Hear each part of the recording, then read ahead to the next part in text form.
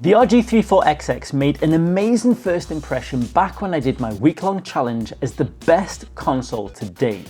I've had a lot of other handhelds cross my path since then, including the Retroid Pocket Mini, TrimUI Brick and 3DS.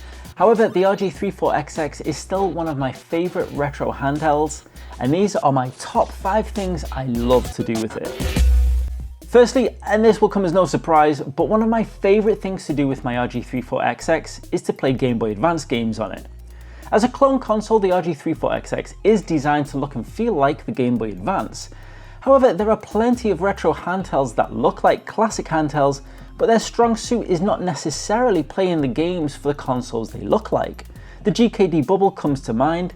Now, don't get me wrong, the GKD Bubble is one of my top 10 favourite handhelds, but not for playing Game Gear games. The GKD Bubble looks like the Sega Game Gear, however I enjoy playing PS1 games on it much better. The RG34XX is absolutely perfect when playing Game Boy Advance games on it. The look of the console, the feel of the controls and the screen are all perfect for Game Boy Advance games. So much so that I would go so far as to say I prefer playing Game Boy Advance games on the RG34XX than on the original Game Boy Advance. A lot of the time when you're playing on an emulation device, you can feel that you're not playing on the original hardware. However, playing Game Boy Advance games on the RG34XX feels just like playing on the original Game Boy Advance, and in some respects better.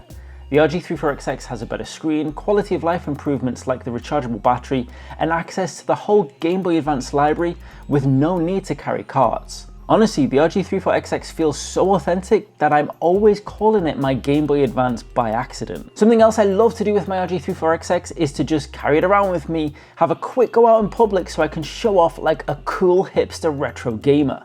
No, seriously though, the RG34XX is a great console to have around with you, not just because of its amazing pocketable characteristics and how easy it is to have in your pocket with you, but also because it's a great conversation piece.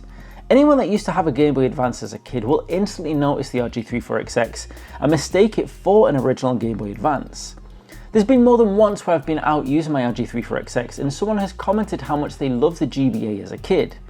It's a great conversation starter and trip down memory lane with fellow gamers, and they're always amazed to realise that this is actually a brand new device that you can get your hands on right now, but not only that, they can also play up to PS1, Dreamcast and PSP on it too, all at a much cheaper cost than trying to get your hands on a good conditional original Game Boy Advance. Something the RG34XX is amazing for, and I absolutely love doing with it, is watching classic Pokemon episodes on it. I, like most people, mainly use my retro handhelds for gaming and gaming only, with the exception of the Retroid Pocket 5 that I also use for Netflix and Crunchyroll. However, I love watching old school Pokemon on the RG34XX because it absolutely reminds me of the Game Boy Advance video. Game Boy Advance Video was a format for putting full colour, full motion videos onto Game Boy Advance ROM cartridges. These videos were playable using the Game Boy Advance system screen and sound hardware. They were all published by Majesco Entertainment except for the Pokemon Game Boy Advance video cartridges, which were published by Nintendo. The GBA video packs were a really cool way of taking videos on the go with you as a kid, but they didn't sell that well, and as far as I know, I think they only came out in North America. So to get your hands on one these days, it's about £200. However, with the RG34XX, I can totally recreate this magic with an even better viewing experience just by loading MP4s on the SD card and chilling out with some sweet Indigo League. Something else the RG34XX is amazing for is playing in bed. Anbernic's other clone console, the RG35XX was a brilliant handheld, with the only real issue being that the buttons were a bit too clicky. This didn't often present itself as an issue unless I was trying to play in quiet situations, for example in my bed next to my wife.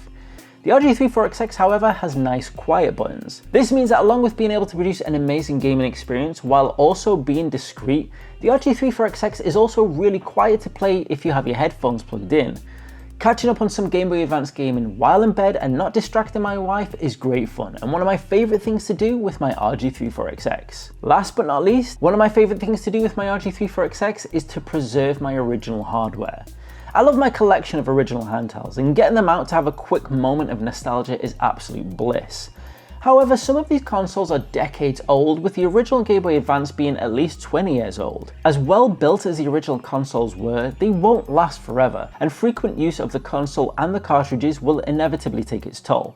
But now I have the RG34XX, there is a lot less need for my original Game Boy Advance, and also my Game Boy Color and original DMG.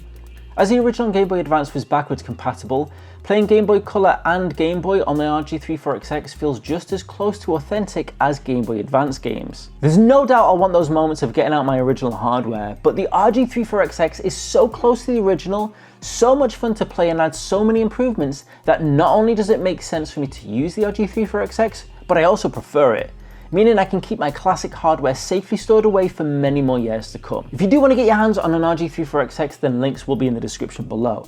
But if you want to see how I got on during a week-long challenge of only using the RG34XX, then check out this video right here.